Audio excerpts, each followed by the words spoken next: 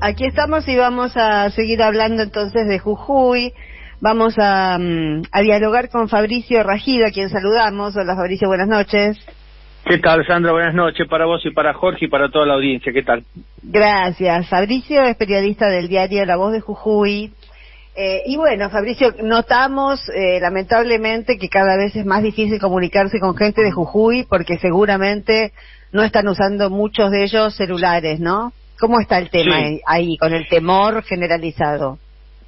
Bueno, hay una situación complicada que se vive todavía en estos días posterior a lo que fueron las represiones y las manifestaciones que se están dando en la capital jujeña y en toda la provincia. El panorama sigue estando, sobre todo en la zona de La Puna y de La Quebrada, con corte de ruta importante. Esto está llevándose a cabo por parte de las comunidades originarias desde aquel momento de la represión que ocurrió en el mes de junio, en donde, solicitan, por supuesto, que esta reforma constitucional polémica, por cierto, se vuelva a tomar, que se baje en todo caso, y que además, la última información que tenemos, Sandra, es que han solicitado también la intervención de la Corte Suprema de Justicia para poder hablar sobre esta reforma, y por supuesto allí también... Sí, pero viste que la Corte Suprema de Justicia de la Nación no es muy imparcial, que digamos.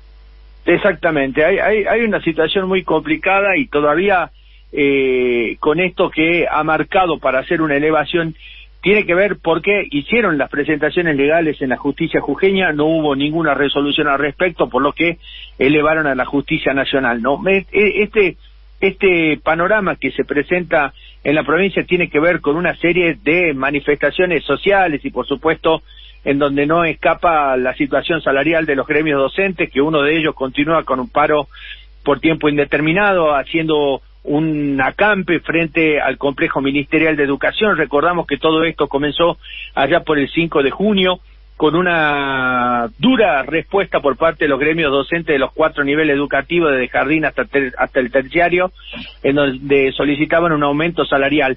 De allí también, en paralelo, comenzó a tomarse toda esta situación de la polémica reforma constitucional, y en esto el dato que no puede dejar pasar por alto tiene que ver con que 25 días se tardó para aprobar la reforma parcial de la Constitución, 25 días y tomando los sábados y domingos.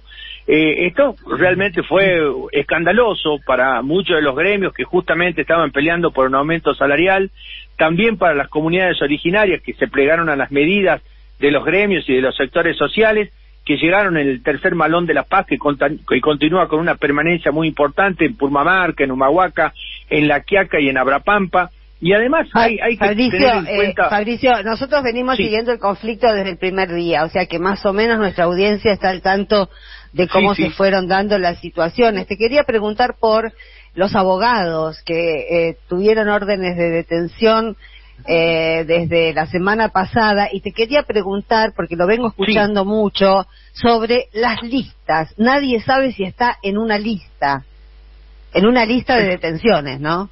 Exactamente, eso tiene que ver con una de las resoluciones, Sandra, que ha emitido el Ministerio Público de Acusación. El Ministerio Público de Acusación es un órgano que fue creado cuando, Gerardo Morales asumió la primera gobernación de golpe la legislatura de la provincia. Aprobaron lo que es este Ministerio Público de Acusación, un organismo paralelo a la justicia provincial, que señalan que trabajan en conjunto, y allí los fiscales sacaron una resolución la semana pasada donde se produjeron varias detenciones, ¿no? En este caso hablamos de 32 detenciones en Humahuaca, en una situación que realmente había derivado en un pedido a los concejales para que emita una ordenanza en contra de la reforma constitucional. Después hubo allí una serie de disturbios donde se produjeron, luego de estos desmanes, el Ministerio Público de Acusación emitió esta resolución para comenzar a detener a referentes sindicales, maestros y organizaciones sociales y por supuesto de comunidades originarias. Luego se produjo el pedido de detención de 20 personas en la capital, producto de lo que fue la dura represión de aquel 20 de junio. Entre esos nombres también se fueron por detrás de los abogados, de 5 abogados, y uno de ellos, estamos hablando del doctor Alberto Nayar, que en este momento se encuentra con prisión domiciliaria. Fue interceptado cuando llegaba a su oficina en la capital jujeña y fue acusado justamente por tentativa de sedición y además por, bueno, una serie de cargos penales muy profundos que realmente, bueno, lo llevaron al penal de Gorriti en esta capital jujeña, y luego por algunas diligencias que hicieron los abogados defensores recuperó la libertad en un sentido la libertad, porque está justamente con esa libertad condicional, en este caso con prisión domiciliaria, ¿no? Porque es mayor de 70 años. Con respecto a los otros 4 abogados, también hay una situación realmente muy complicada, y además fueron los primeros en realizar una marcha que se cumplió el último viernes y hoy también a lo que es la CAPSAP, el organismo que los nuclea, y además al Colegio de Abogados de Jujuy, porque hay 2 situaciones con esto, Sandra, para explicar un poco mejor. La primera tiene que ver con que los abogados defensores están teniendo muchos problemas para poder llegar con, en este caso, los oficios para sus defendidos.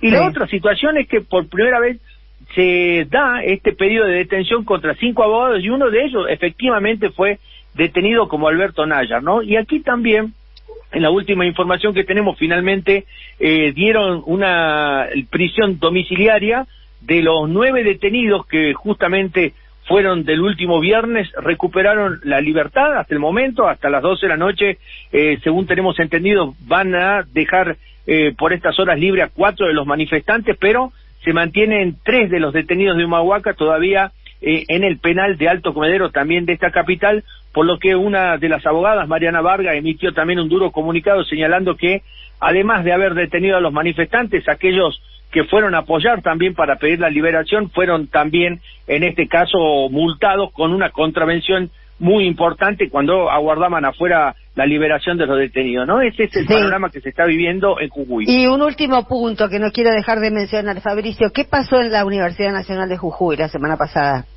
La semana pasada comenzó con realmente un problema grande, porque me parece que no se ha dejado de tocar ninguno de los sectores, ¿no? Y en este caso fue la Universidad Nacional de Jujuy, docentes e investigadores de la UNJU, de la Universidad Jujeña, llegaron hasta lo que fue una reunión, en este caso una sesión especial que había marcado el Consejo Superior.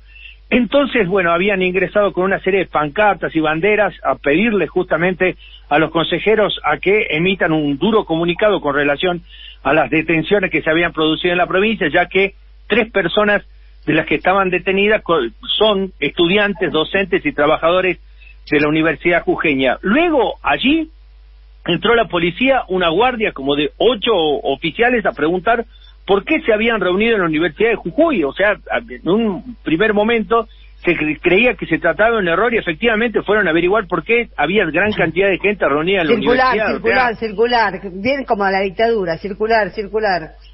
Exactamente. Esa fue la situación que desató un caos también con la Universidad de Jujuy. Fue realmente muy impresionante lo que pasó, porque los ánimos acá en la capital jujeña están muy caldeados, y además los docentes e investigadores de la Universidad Jujeña están siguiendo de cerca y están haciendo medidas de paro en consonancia con lo que están realizando los gremios docentes de acá. Y esta situación en la universidad ha despertado, por supuesto, una serie de polémicas, y además, Sandra, hay algo que hay que marcarlo profundamente. Hay una sede que se trata de la Universidad de Buenos Aires, de la UBA, que tiene justamente uno de los institutos más importantes de antropología de la República Argentina, que justamente está colindando con el Pucará de Tilcara. Lo tiene hace más de 35 años y funciona como uno de los núcleos de investigación universitaria más fuertes del país. La UBA. Fue una donación. Exactamente, una donación de la UBA, y además una de las medidas que está tratando de seguir el gobierno es expropiar ese edificio. Que bueno, también fue casi como una doble manifestación por parte del gobierno de entrar primero a la Universidad de Jujuy y luego seguir o insistir con esto de la apropiación del edificio que tiene la UBA justamente en Tilcara, cerca del Pucará. Claro, la semana pasada hubo una reunión del Consejo Superior de la UBA para tratar este tema y se lo están tomando muy en serio. Alguien no se muteó, me parece. Fabricio Ragido, te agradecemos que nos hayas pasado el parte del día, y vamos a seguir tratando de encontrar jujeños con teléfono, porque últimamente parece que todo el mundo tiene miedo de ser localizado. Es tremendo lo que está pasando. Muchas gracias, Fabricio. No, Sandra, para vos y para Jorge un gran abrazo.